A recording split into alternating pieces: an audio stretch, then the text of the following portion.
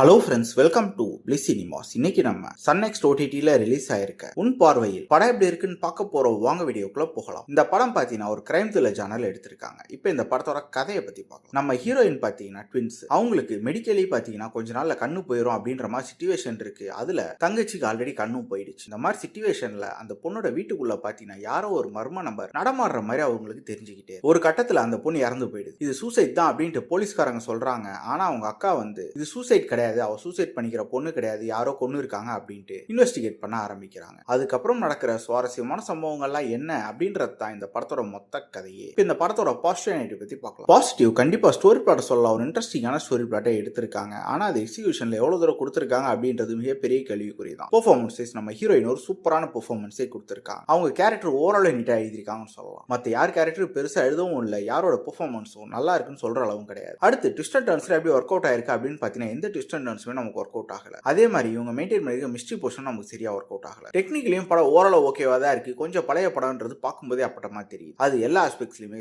சரி. Screen place அது இன்ட்ரெஸ்டிங்கா எழுதி எடுத்திருக்காங்களான்னு பாத்தீங்கன்னா அதுவும் கிடையாது. படத்தோட ஆரம்பத்துல இருந்து எண்டு வரைக்குமே அவங்க இஷ்டத்துக்கு ஏனோ ஒரு படத்தை தான் எழுதி எடுத்து வச்சிருக்காங்க. மொத்தத்துல பாத்தீங்கன்னா இது ஒரு பிலாரஜான படம் தான். வேணும்னா ட்ரை பண்ணி பாருங்க. இன்னொரு வீடியோல சந்திக்கலாம். தேங்க்யூ.